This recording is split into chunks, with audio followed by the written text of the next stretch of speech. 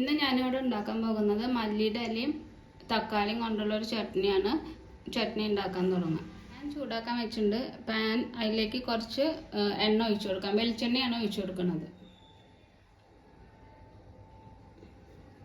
എണ്ണ ചൂടായിട്ടുണ്ട്. ഇനി അതിലേക്ക് 1 ടീസ്പൂൺ കടലപ്പരിപ്പ് എടുത്തിട്ടുണ്ട്, 1 ടീസ്പൂൺ ഉഴുന്ന്, പിന്നെ 1/2 ടീസ്പൂൺ ജീരകം. ഇനി ഇതൊന്ന് ഇട്ടൊന്ന് മൂപ്പിക്കാം.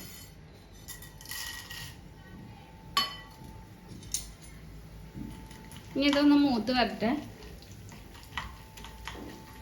ഇപ്പം ഇതെല്ലാം മൂത്ത് വന്നിട്ടുണ്ട്. ഇനി അതിലേക്ക് ഒരു വലിയ തക്കാളിയാണ് എടുത്തത്. നല്ല പഴുത്ത തക്കാളിയാണ് എടുത്തിരിക്കുന്നത്. അത് ഇട്ട് കൊടുക്കാം. ഇതിലേക്ക് എരിവിന് ആവശ്യമായിട്ടുള്ള പച്ചമുളക് ഇട്ട് കൊടുക്കാം. ഞാനിവിടെ ഒരു 5 പച്ചമുളക് എടുത്തിട്ടുണ്ട്. ഇനി കുറച്ച് ഉപ്പിട്ട് കൊടുക്കാം. ഇനി തക്കാളി ഒന്ന് നന്നായിട്ട് വഴന്ന് വരും. തക്കാളിയൊക്കെ നന്നായിട്ട് വഴന്ന് വന്നിട്ടുണ്ട്. ഇനി ഇതിലേക്ക് കുറച്ച് മഞ്ഞൾപ്പൊടി ഇട്ട് കൊടുക്കാം. വളരെ കുറച്ച് മഞ്ഞൾപ്പൊടി.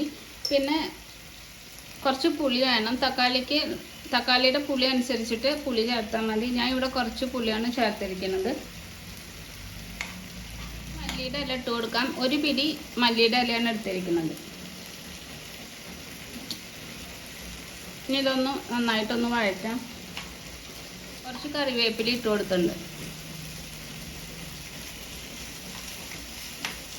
ഇപ്പം ഇത് ആയിട്ടുണ്ട്.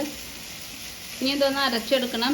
ചൂടാറിയതിന് ശേഷം തരിതരിപ്പായിട്ട് അരച്ചെടുക്കാം.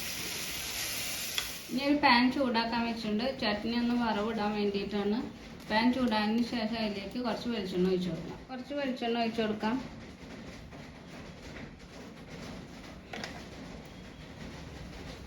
എണ്ണ ചൂടായിട്ട് അതിലേക്ക് 1/2 ടീസ്പൂൺ കടുക് ഇട്ട് കൊടുക്കാം.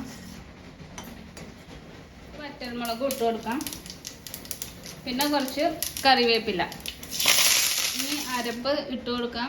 തരിതരിപ്പായിട്ടാണ് ഞാൻ അരച്ചെടുക്കുന്നത്. അത് ഇതിലേക്ക് ഇട്ട് കൊടുക്കാം.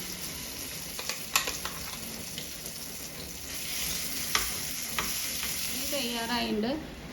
ഇഡ്ലിയുടെയും ദോശയുടെയും ചോറിൻ്റെ ഒക്കെ കൂടെ കഴിക്കാം. അപ്പോൾ എല്ലാവരും ഉണ്ടാക്കി നോക്കണം. ഇഷ്ടപ്പെട്ട ലൈക്ക് ചെയ്യണം, ഷെയർ ചെയ്യണം. Thanks for watching.